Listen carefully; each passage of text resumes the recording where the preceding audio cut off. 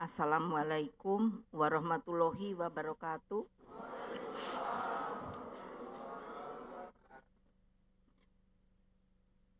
Nah,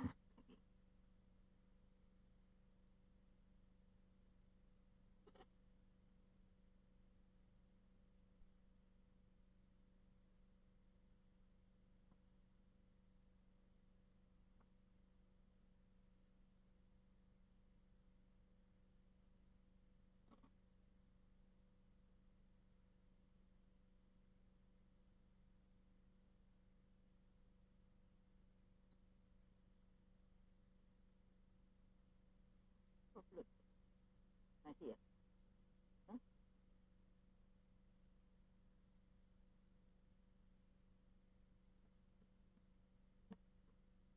Assalamualaikum warahmatullahi wabarakatuh. Salam sejahtera untuk kita semua. Om Swastiastu, Namo Buddhaya. Alhamdulillah, pada siang hari ini, seperti yang telah direncanakan di dalam proses untuk penjaringan dan penyaringan untuk Pilkada 2020,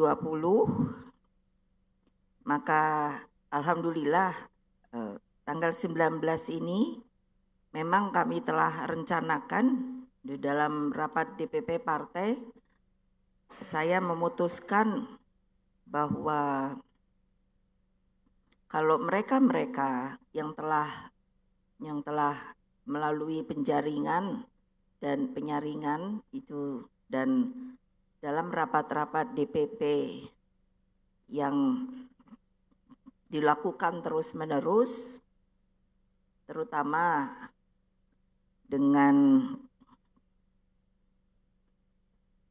penjurunya itu adalah Bapak Bambang Pacul, yang dengan sabar, boleh dikatakan hampir setiap hari itu memanggil yang namanya struktur untuk menanyakan, karena memang di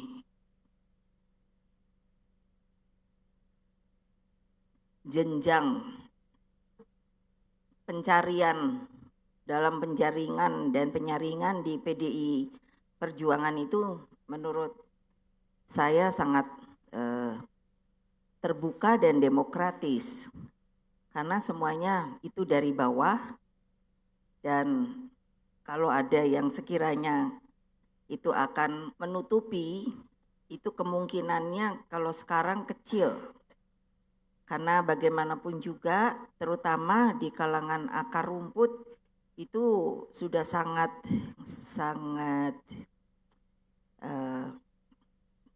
mengetahui kira-kiranya siapa yang akan mereka pilih, dan untuk itu mereka mendorong untuk memberikan masuk ke dalam proses penjaringan dan penyaringan.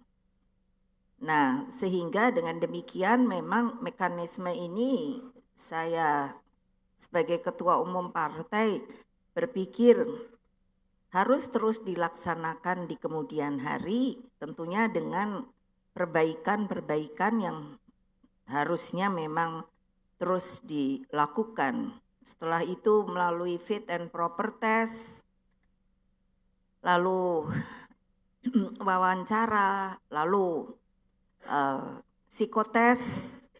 Nah, tapi karena mereka yang ada pada saat sekarang ini kebetulan memang ada yang incumbent, jadi telah melalui sebuah proses pada waktu yang lalu, sehingga saya memutuskan ada yang, kalau saya merasa ragu, saya bilang dia harus melalui lagi. Tetapi kalau saya lihat keberhasilannya itu baik, saya bilang sudah cukup. Nah, dengan demikian maka yang pertama ini tentunya kalau dilihat lebih banyak adalah incumbent dan juga datang dari kader PDI Perjuangan sendiri. Ini masuk gelombang pertama dalam 48. Jadi kalau gubernur baru satu pecah telur, Pak Oli, karena Pak Oli ini jabatannya saja rangkap-rangkap. Jadi kalau di sini dia sebagai DPP. Lalu mesti ditanya, DPP-nya ini bagian apa? Jadi semuanya yang belum kenal harusnya hari ini dekat-dekat dengan dia. Karena Pak Oli ini selain, saya suka bilang begini, makanya kamu tambah gemuk, karena apa? Beliau membiayai orang dan membiayai diri sendiri.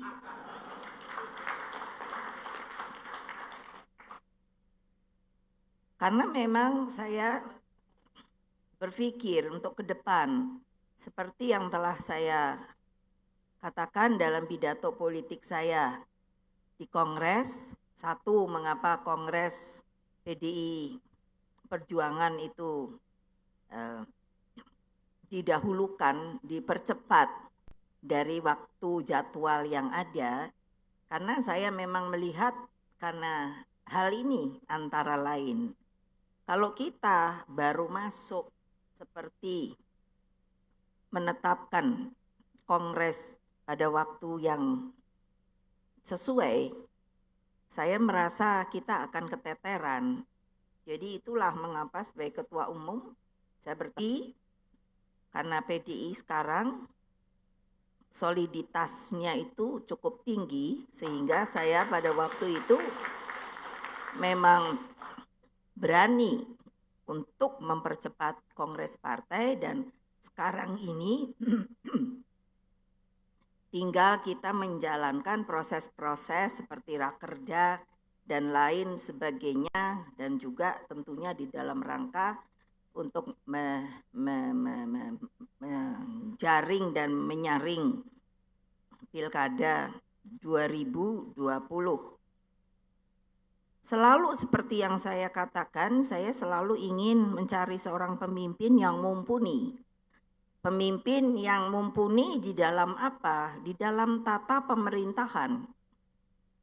Karena tentunya bukan dalam pemimpin agama, bukan dalam pemimpin kebudayaan. Meskipun blendingnya di situ itu harus ada. Karena tanpa agama, tanpa kebudayaan, praktis yang namanya kehidupan itu tidak akan ada. Nah, kami melihat bahwa mereka yang selama ini telah menjalankan tugasnya, itu saya lihat cukup baik, tapi tentunya jangan hanya karena mengharapkan bisa 2 kali, sehingga fighting spirit-nya itu menjadi hilang. Saya melihat gejala itu mulai ada.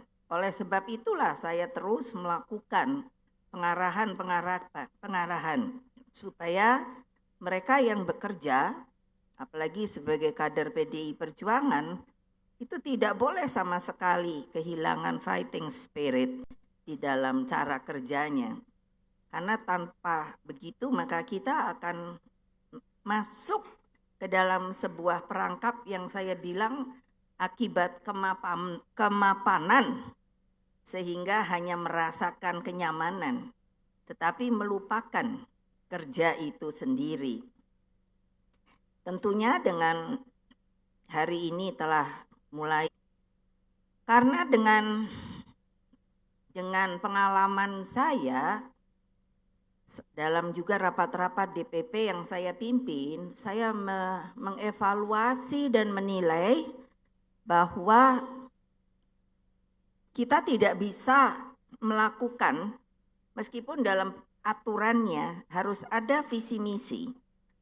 Nah, nanti saya telah memutuskan visi misi dari mereka yang datang dari PDI Perjuangan itu diberikan arahan oleh yang namanya partai.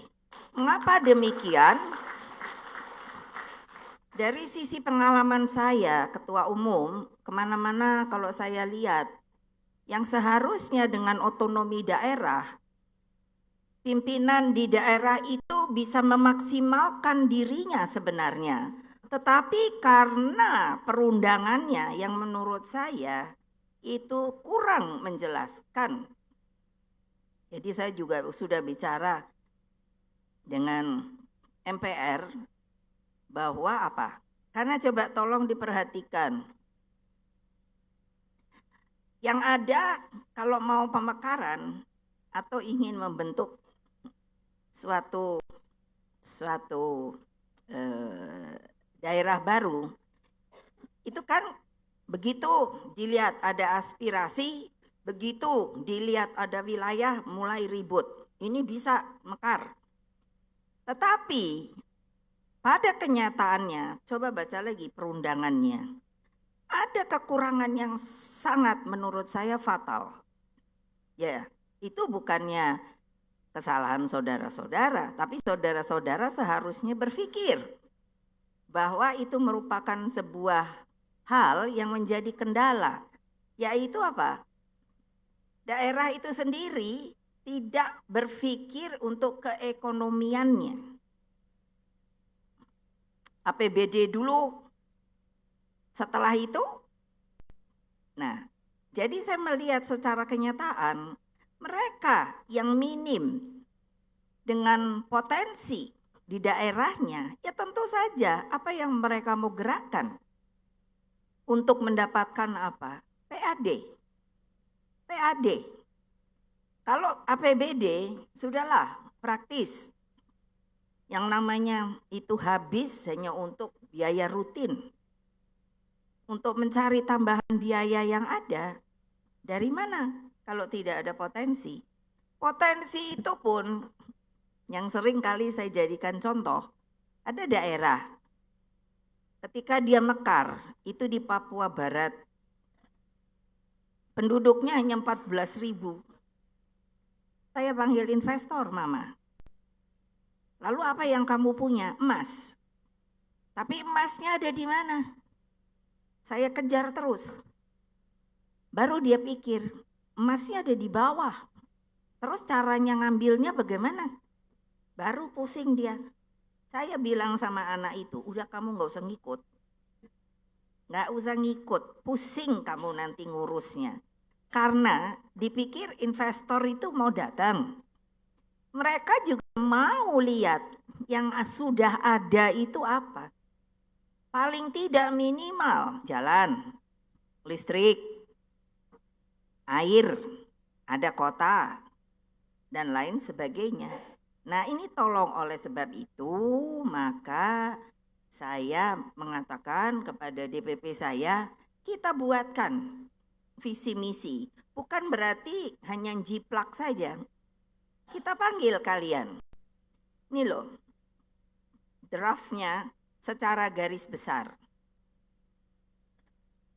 Dulu Bung Karno itu sebenarnya sudah membuat menurut saya sebuah produk yang sangat baik. Tetapi tentu saja kalau itu dijalankan sekarang, saya sangat yakin bahwa negara kita ini akan lebih maju daripada waktu sekarang. Itu yang namanya pola pembangunan nasional, pola pembangunan nasional semesta berencana. Bayangkan, ada pola, jadi lihat saja kalau pola baju. Ada pola ini bukan baju, pembangunan. Terus tingkatnya apa? Nasional. Terus dikerjakannya bagaimana? Semesta. Jadi pola pembangunan nasional semesta apanya? Rencananya. Apa maksudnya? Kalau umpamanya daerah Kalimantan, saya mau nanya, umpamanya perlu jalan apa tidak? Kalau ada orang yang akan mengatakan tidak perlu jalan, nah orang itu bohong. Pasti dari tingkat pusat sampai tingkat kampung desa perlu jalan. itu namanya bagian daripada pola pembangunan mangkunya itu masa kenyataannya, yaitu daripada jalan itu. Wah, tadinya ribut. Dengan maksudnya ribut untuk apa? Oh, saya mesti bikin jalan dulu, saya kabupaten dan lain. Saya bilang, kamu coba ketemu jadi satu, berunding. Kasih lihat sama PU Pera. Mana jalan-jalan yang kamu inginkan? Apa akhirnya itu bisa dibuat yang namanya bisa lupa. Shortcut. Jadi jalan lebih pendek. Penghubung yang memendekkan jalan-jalan itu ada 2 dan biayanya kan tentunya akan berkurang. Nah, hal-hal seperti inilah kalau kalian memang datang dari PDI Perjuangan, maka visi misi itu akan kami buat seperti begitu. Tapi bukan istilahnya cetak bulat, tidak. Tentu daerah punya juga yang namanya spesialisnya. Katakan kalau di gunung bagaimana? Kalau di pesisir bagaimana? Nah, dengan begitu maka yang dibikin itu adalah mempermudah. Dan tentunya dengan didorong oleh partai seharusnya visi misi itu bukan jadi abal-abal. Banyak daerah kembali, saya lihat, wah visi misinya. Untung bukan PDI Perjuangan. Untung bukan PDI Perjuangan. Saya kan tanya, wah visi misi dibikin begini begitu. Tapi datang ke daerahnya, kenapa ya masih begitu? Bukannya menghina, tapi karena kalau saya tanya, mau jujur kata, banyak loh, apa kalian bisa bikin sendiri? Terus kan biasanya pakai konsultan. Yang bikin jadi tidak jelas, konsultan ini pula tidak pernah tahu daerah itu. Mabok apa tidak, dia bikin aja perencanaan sendiri, sur-sur sendiri. Kalau orang Indonesia belum pernah pergi ke daerah-daerah, makanya dia akan bingung. Tidak usah jauh-jauh, mamanya pergi sana, udah pernah belum ke Tanah Bumbu? Pasti blank, banyak yang blank. Tanah Bumbu di mana ya Bu? Ya cari aja sendiri di peta. Lo kok enak amat nanya saya? Itu perlunya sekarang pelajaran, saya bilang juga pada Menteri Pendidikan, bikin lagi lah peta buta itu. Dulu kita begitu. Untuk menancapkan, kita tahu banget kota-kota, hasilnya apa, dan apa, dan apa. Kenapa hal yang bagus itu banyak sekali yang dibuang, dihilangkan? Anak-anak kita padahal begitu mudah mencari sebetulnya, tapi toh tidak mau. Kalau mau cepat pintar sebetulnya kan gampang ya. Lihat Master Google itu. Apa yang dicari sebenarnya kita bisa dapat.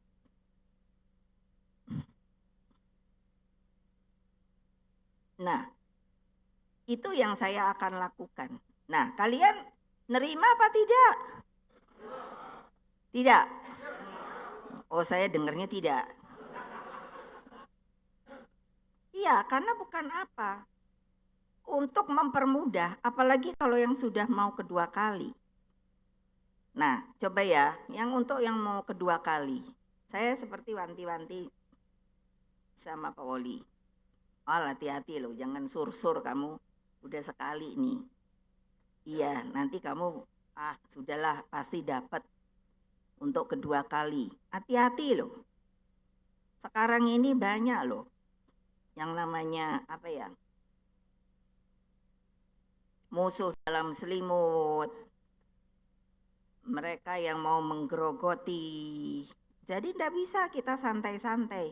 Itulah kenapa saya sekarang mulai saya luncurkan. Jadi begitu nanti pulang itu mulai bergerak begitu. Tapi ya tentunya semua yang harus sudah menjadi kewajiban dan lain sebagainya ya diselesaikan dulu.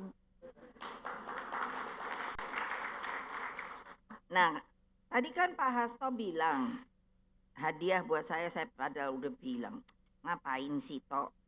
Udah deh orang juga udah pada tahu saya mau ulang tahun. Udah malu tahu nggak? Saya udah nggak bisa lagi ngomong. Waktu itu kan saya 17 tahun gitu kan. Udah gitu saya 27 tahun. Rasanya kan masih genit gitu ya. Terus sekarang mau bilang saya 37 tahun. Ya itu sih udah mulai turun deh. Jadi saya bilang buat apa udah nggak usah. Oh iya tapi ada yang mau ngasih ini bla bla bla bla bla. Apa coba? Iya Bu, ada. Jadi penghijauan Bu. Bener nih, jangan ngapusi aku. Itu makanya banyak banget Pak pohon. Karena ya memang loh, betul loh. Kenapa sih dunia sekarang makin tua dan makin rusak? Itu sebetulnya karena akibat manusianya sendiri. Nah seperti kalian, nah mungkin di Sumatera, itu pembalakan kayu. Sudah nggak usah lagi main apa namanya, malu-malu kucing. Buka, blak. Memang ada yang namanya penebangan pohon di sana. Sudah minta orangnya ditangkap. Ini kan yang seringkali juga dari eksekutifnya ada yang melindungi, ada yang dapat juga. Ya gimana? Nah, ya tentunya masalah perizinan. Perizinan itu ya dibuka. Artinya apa? Kalau di situ kawasan, apalagi hutan lindung dan lain sebagainya, itu sudah tidak boleh diapa-apakan. Makanya apa? Kenapa banjir makin bertambah? Ya akibat karena mengulah manusia itu sendiri, hanya untuk kepentingannya sendiri. Nah, seperti saya ngomong DKI. Coba. Kenapa ya? Saya sampai mikir ya. Yang namanya ini wartawan segala, itu kan nggak nyerang gitu loh. Monas itu di dalam keputusan peraturan itu adalah cagar budaya. Nah, garis bawahi. Nanti jangan pula saya dibentur-benturkan sama Pak Anies. Tapi saya hanya ngomong bahwa Monas itu adalah sudah pasti peraturannya merupakan cagar budaya. Apa artinya? Tidak boleh dipergunakan untuk apapun juga. Rumah saya, TU, itu masuk dalam cagar budaya DKI. Saya kalau mau betulin mesti minta izin. Kenapa? Karena ada hal-hal yang tidak ada di dalam arsitektur rumah yang lain. Nah ini kayaknya heran deh. Kenapa ya? Aneh buat saya. Kalau mau kompetisi nanti.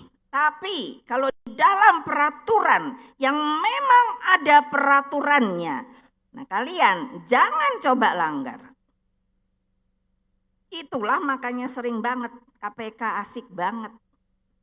Iya, KPK asik itu kenapa? Tidak ada loh. Mau dibilang KPK-nya begini, yang KPK-nya begono. Tidak ada cara. Kalau kalian sendiri tidak pernah melanggar. Selalu ada lubang. Nah seperti DKI ini, coba susah-susah saya. Saya ingat banget bapak saya itu bangun yang namanya Monas. Ketika Bung Karno, itu boleh catat loh wartawan. Kalau kalian fair, catat. Dulu ketika Bung Karno sudah dilengserkan, Bung Karno itu cari uang sendiri loh. Beliau bilang, saya masih ingat karena saya dengar. Kalau Monas ini belum tentu pemerintahan akan datang, akan melanjutkan. Karena waktu itu kan wah yang yang kontra bilang itu proyek mercusuar dan babababa. Tapi kalau sekarang kan menjadi kebanggaan nasional. Dan beliau bilang, kalau Istiqlal terserah, pasti umat Islam akan menyelesaikannya. Itu visioner, pikiran yang visioner. Bukan karena saya, oh ya nanti ada pula tulisan, oh iya terang aja Ibu Mega belain bapaknya. Ya teranglah. Masa anak nggak bela bapaknya? Anak kurang ajar kan? Tapi kenyataannya itu begitu. Nah, Gubernur DKI ini tahu atau tidak? Kenapa sih kalau mau bikin Formula E itu, kenapa sih harus di situ? Kenapa sih nggak di tempat lain? Kan begitu. Peraturan itu, ya peraturan. Nah, kalian tuh juga mesti tahu, jangan sampai melanggar peraturan. Sudahlah, alasan apapun orang enggak salah aja diambil, apalagi ada lobang. Diambil lah. Kita kan tahu siapa-siapa aja yang istilahnya yang seharusnya tidak keambil. Tetapi ya diambil. Jadi jangan coba-coba, apalagi setelah 2 kali loh. Mau kedua kali. Ini saya titip pesan loh. Nah nanti ini kan ada hal yang sangat berubah di perpolitikan Indonesia ini. 1, 2024 akan terjadi regenerasi. Benar. Kita ini sudah fading away. Yang 2 kali kan 5 tahun lagi, berarti kan 2024. Yang mesti maju itu, yang mestinya didorong itu anak muda. Tapi berhentilah. Kalau kalian punya anak-anaknya itu nggak bisa, jangan dipaksa-paksa. Jengkel loh saya. Lah iya loh, ngapain sih kayak nggak ada orang? Kader itu ya anak kalian juga loh. Gimana ya? Kalau enggak anaknya, kalau enggak istrinya, kalau enggak ponakane, enggak opone. Loh nanti pasti ada yang bilang, ibu kan juga. Tapi kan saya membuktikan, saya hanya dorong anak saya. Kamu jadilah sesuai dengan arus yang kamu jalankan. Ada orang bisa ngomong, Mbak Puan jadi DPR, itu saya yang ini ngangkat-ngangkat. Mana mungkin emang suaranya gede? Nggak ada yang bisa nahan. Begitu. Janganlah yang namanya sudah mabuk saya dengernya kayak nggak ada. Jadi PDI itu benar-benar sauplek kecil. Hanya kumpulan keluarga gitu. Ya Allah, gimana sih? Padahal ya itu, kader itu ya anak-anak kalian yang harusnya kalian lihat. Ada yang kamu lihat, oh ini yang bagus. Kamu bener-bener loh ya kerja. Nanti satu saat kamu saya jadikan ini, sekretaris kayak dulu, opo kayak dulu. Kan begitu. Sehingga apa? Partainya yang berkembang. Jangan menjadi kelompok keluarga. Aduh, mabok aku. Jadi kalau nanti teken gitu, aku lihat. Nah tadi kan gitu, ini anaknya si ini istrinya si itu. Ini terakhir loh, saya beri kesempatan seperti itu. Tapi 2024 saya berkehendak semuanya itu anak-anak muda yang maju. Sudah, kita cukuplah. Jangan pula mau cari tempat. Ya udah cukuplah dua periode. Ya. Loh lah iyalah. Nah, jadi saya ingatkan kembali. Tolonglah bekerja dengan baik, jangan lupa diri. Karena biasanya yang kedua, itu juga suka lupa diri loh. Aduh, aku kalau udah, saya kan selalu ada yang memberitahu. Kalau udah dikasih tahu, Bu, itu yang itu mesti Ibu kasih tahu. Aduh, udah gedegap, gedeguk, gedegap, gedeguk, gedegap, gedeguk. Dikasih tahu, malah ngoceh. Bu Ketum tuh suka deh, nakut-nakutin deh. Terus masa saya mesti begini, mesti begini, mesti begitu, mesti begini. Ya udah dah, terserah. Selamat sore lah. Apa maksud selamat sore? Goodbye. Nah, saudara-saudara, itulah yang ingin saya sampaikan. Dan tentunya saya merasa senang, mulailah bekerja, kita meyakinkan warga yang ada di tempat daerah masing-masing, supaya kemenangan kita pun ada loh berapa daerah yang sampai hari ini kemungkinan bisa hanya satu calon loh. Saya belum mengatakan pasti.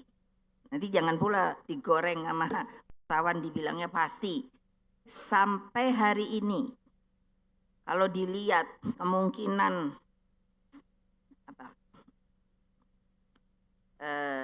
gambaran fragmentasi itu yang akan nanti ini kira-kira 2 pasang kah, 3 pasang kah begitu. Mungkin ada beberapa daerah itu ya hanya 1 pasang. Nah, justru harus siap-siap. Siap-siap dalam artian ya menunjukkan, karena berarti kan hanya 1 obor. Hanya dia. Jadi kan bayangkan, jangan selip loh, jangan salah loh. Saya menjadi trauma ketika kemarin pilkada NTT. Coba bayangkan, hanya tinggal berapa hari, tahu-tahu yang namanya Marianus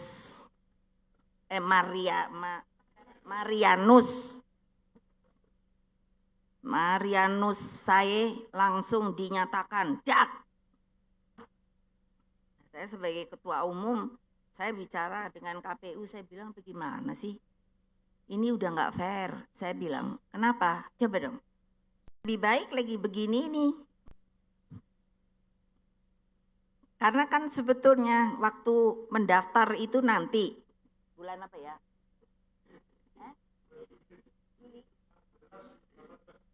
Nah, Juli kan, ya saya bilang pada KPU-nya, itu tidak fair. Bagaimana tinggal 3 hari atau berapa hari, langsung aja diangkut dan itu pesanan. Ya saya bilang yang fair kenapa toh ya? Kalau memang mau anak-anak saya diambil itu ya waktu sekarang ini fair. Tapi jangan ada pesanan. Tuh dicatat tuh sama wartawan. Jangan ada pesanan. Lah ini dak. Apa rasanya terus enak aja bilang. Kan mesti bisa Bu ada penggantinya. Tahu nggak? Hampir dari mulut saya ini keluar kata-kata kotor loh. Karena saking udah jengkelnya saya. Dipikir cuman enak aja nyari orang. Ya saya kan udah empet banget, cuman ya gitu, saya tahan aja.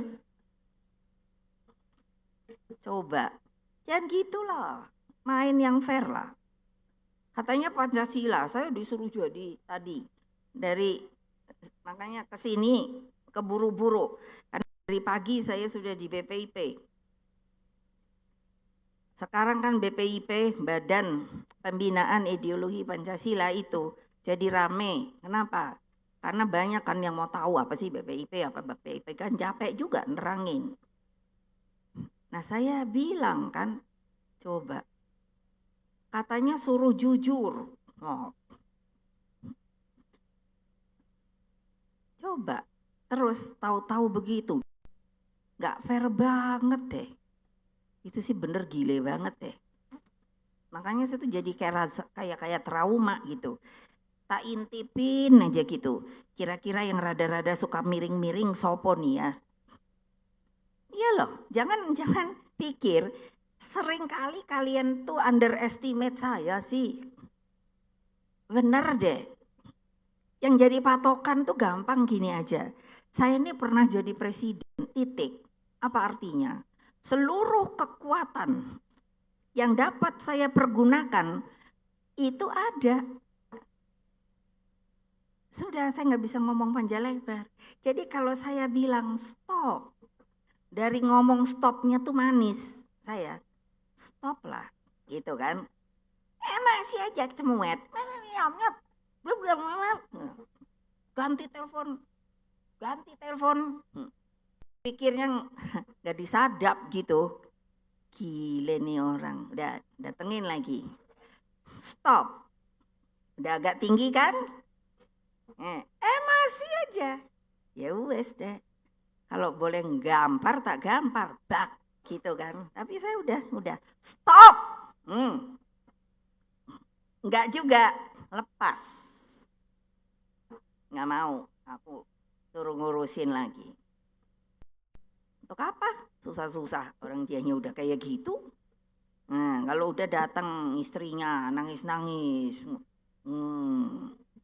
ntar kapan-kapan sopone datang lagi. Tolong dibantu Bu, gimana Bu? Nanti blab-blab. Emangnya gua apa ya? Lo betul loh. Jangan ini dipikir remeh loh. Coba bayangkan, apa nggak sakit hati ya? Coba, kita bangun partai baik-baik. Orang enak aja.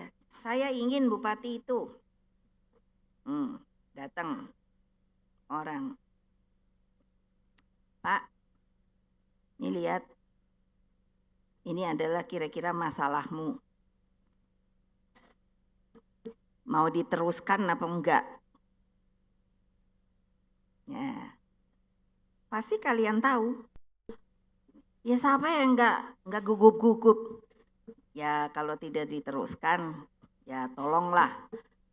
Jangan di PDI lagi. Gimana coba? Nih wartawan nih, fair dong. Coba, berapa keangkut?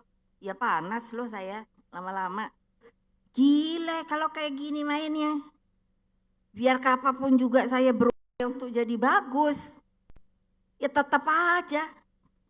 Nggak bakalan beres.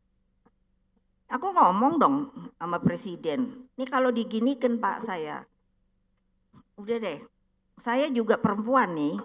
Tapi darahku di sini ada darah banteng juga loh. Iya, tapi ngomong dulu saya sama, ya kan bagaimana juga bos saya presiden dong. Jadi saya bilang, ada darah banteng kan. Dia ketawa juga deh. Jadi kenapa Bu? Ya Bapak tahu toh kalau banteng itu gimana? Aku bilang. Ya gitulah. Terima kasih. Wassalamualaikum warahmatullahi wabarakatuh. Om Santi, Santi, Santi, Om. Merdeka! Merdeka! Merdeka!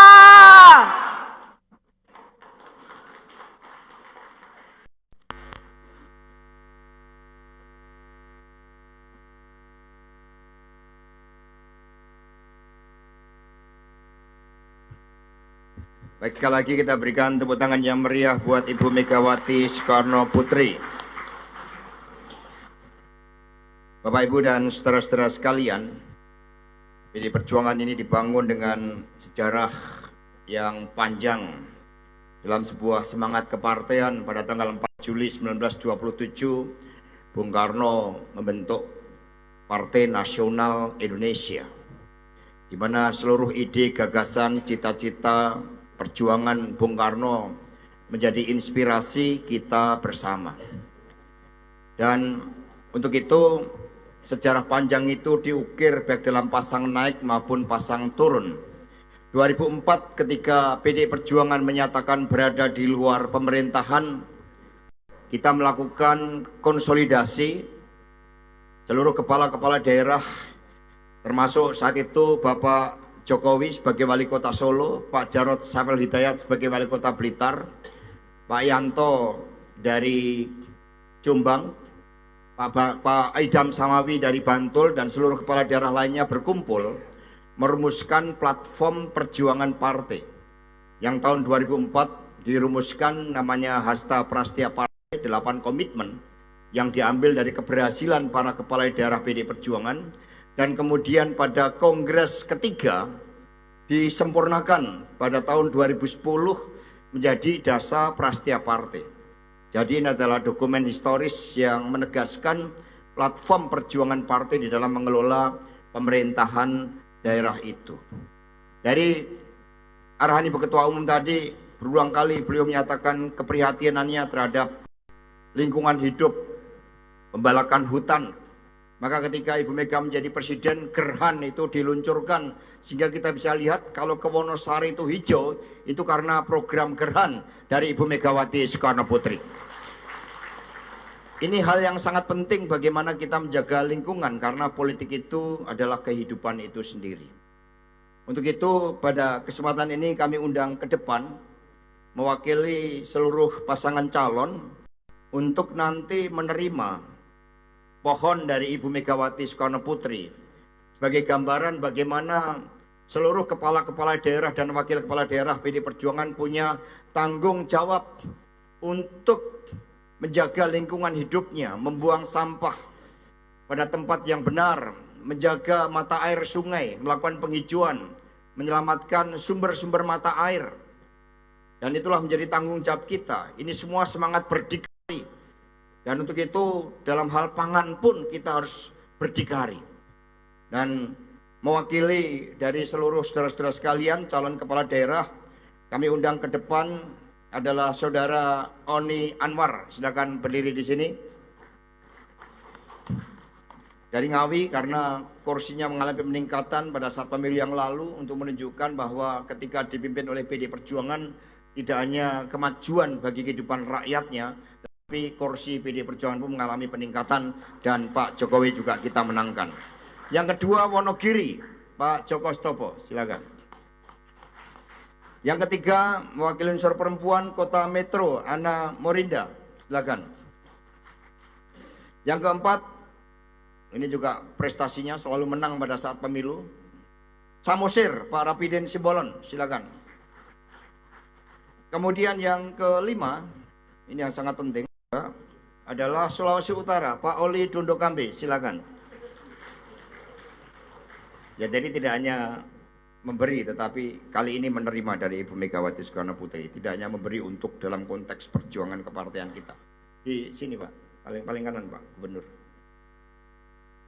Dan juga nanti mohon kesediaan Ibu Megawati Soekarno Putri untuk menyerahkan pohon dan sekaligus Dasa Prastia Partai yang nanti akan dibacakan setelah itu oleh Pak Syukur sebagai komitmen dari seluruh kepala daerah kita. Kepada Ibu Megawati Soekarno Putri mohon perkenannya untuk menyerahkan hadiah pohon dan juga piagam Dasa Prastia Partai.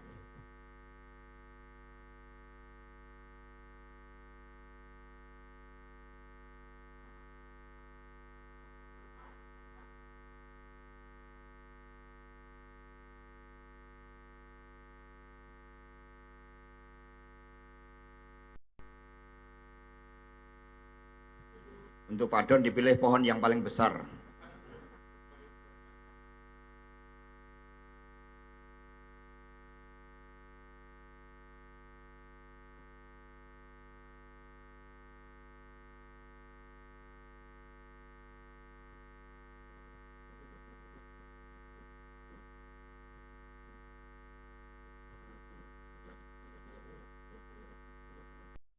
Kemudian juga Dasa Prastia Partai, mohon Ibu untuk berkenan menyerahkan. Ini untuk dipasang di ruang kerja masing-masing.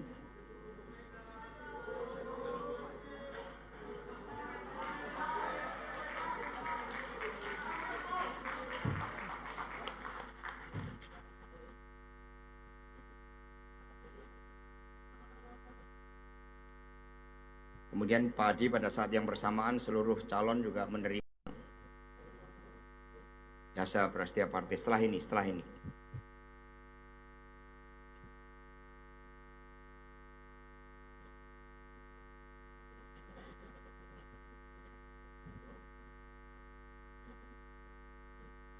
Setelah ini mohon foto bersama Mas Prananda, Mbak Puan untuk mendampingi Ibu foto bersama sama Mas Pacul, Ketua DPP Bidang Pemenangan Pemilu.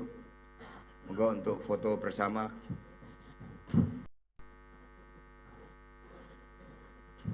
Mas Pacul. Udah, moga saya di sini. Silakan, Pak.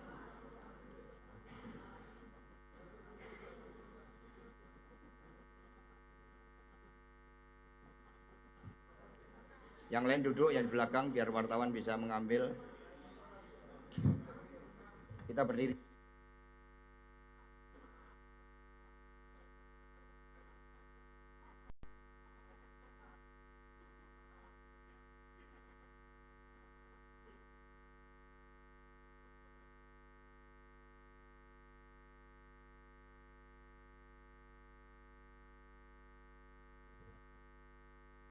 Baik, terima kasih. Mohon Ibu, Mbak Puan, Mas Prananda masih di situ. Kemudian ke kepala daerah, calon kepala daerah yang perempuan untuk foto bersama Ibu. Yang perempuan ini sekaligus foto session. Mohon untuk Ibu, Mas Prananda, Mbak Puan masih di depan. Kita sesi foto bersama. Kepala daerah yang perempuan. Ya, silakan.